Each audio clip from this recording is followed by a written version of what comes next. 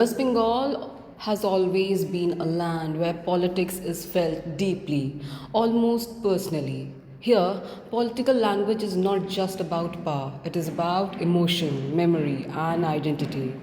From Andolan to Parivartan, words have shaped how people understand change in Bangla politics. So, when Prime Minister Narendra Modi addressing a rally in Bengal used the phrase "PALTANO DORKAR," meaning change is needed. It was more than a campaign slogan. It was a carefully chosen phrase spoken in a familiar rhythm meant to resonate with the Bengali mon. This statement invites us to pause and ask a deeper question. What kind of change is being talked about, and why does this idea still hold such power in Bengal's political imagination? When Prime Minister Narendra Modi, speaking at a rally in West Bengal, used the phrase "Paltano Dorkar," meaning change is necessary, he wasn't just making an offhand political remark. He was tapping into a deeply symbolic and emotionally charged idea in Bengal's political culture, the idea of parivartan or transformation. To understand why this phrase matters, we need to go beyond the literal translation and look at context, tone, history, and audience. Why Paltano Dorkar matters in Bengal? West Bengal is not new to the language of change. In fact, Bengal has lived through some of the most dramatical political shifts in independent India. From Congress dominance in the early decades to 34 years of left front rule, to Mamata Banerjee's rise in 2011, which itself was branded as Parivartan. So, when Modi says "Paltano Dorkar," he is deliberately entering Mamata Banerjee's linguistic territory. He is saying, in effect, the change you were promised has stagnant. Now another change is needed. This is a clever, rhetorical move. He is not rejecting the idea of Parivartan. He is reclaiming it. Language as a political strategy.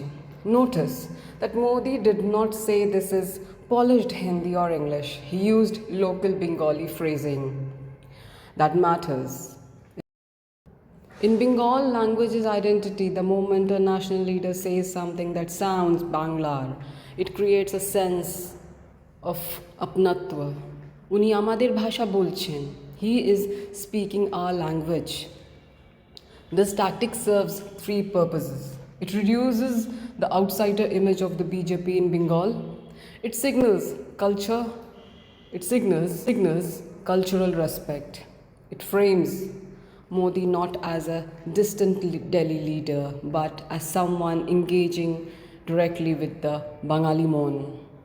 Even the simplicity of the phrase "Paltano Dorkar" is important.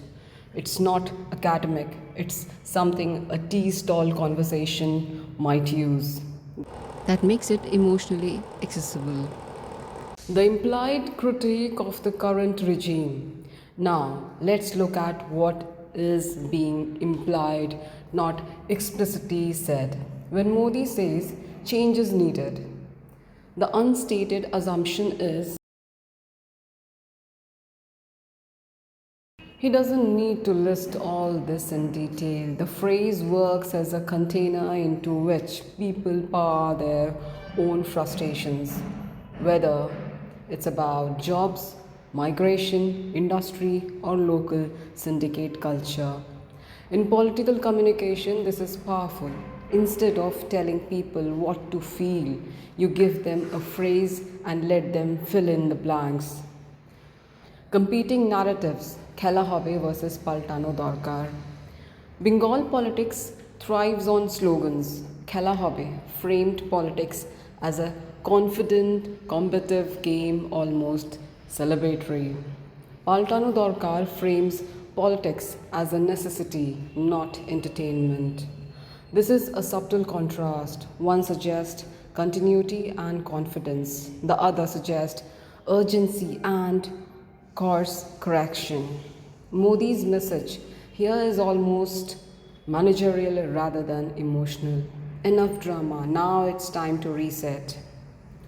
This appeals particularly to urban middle classes, first generation voters, professionals who want stability over spectacle, national development versus regional pride. Another layer to this phrase is how it positions Bengal within the larger national narrative.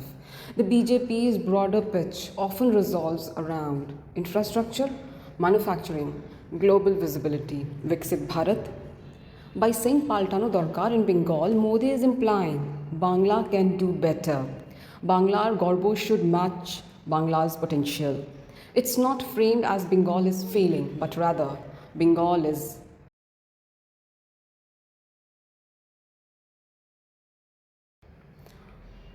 underutilized. This is important because Bengalis are deeply sensitive about cultural pride. Any narrative that sounds dismissive can backfire. So, the change being suggested is not of identity but of direction.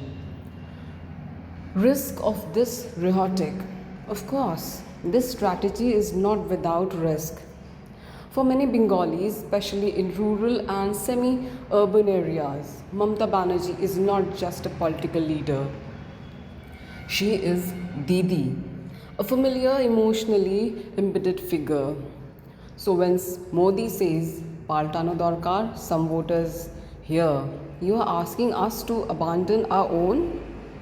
That's why this phrase alone cannot work unless it is followed by strong local leadership, credible Bengali faces, clear answers on federalism and cultural autonomy. Otherwise, Paltano Dorkar risks sounding like a top down instruction from Delhi rather than a grassroots demand. The psychological subtext. At a deeper level, this slogan plays on fatigue. After more than a decade of one leadership, even supporters may feel things are stable but not improving, familiar but repetitive. Political scientists call this anti-incumbency without anger. In such a scenario, a phrase like Paltano Dorkar doesn't provoke rebellion. It suggests renewal, not revolution, not agitation, just a turn of the page. Now, final assessment could be what?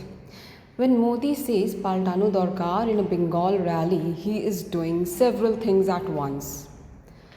Speaking in the emotional language of the state, challenging the ruling party on its own core, promise of Parivarton, offering change as a practical necessity, not an ideological war, attempting to reposition the BJP as a viable, culturally aware alternative. Whether this works electorally depends not on the slogan itself, but on what follows: organization, credibility, and local trust. In Bengal, words matter, history matters, and memory matters. Paltano Dorkar is a strong opening line, but in Bangla politics, the audience always waits for the next line of the story.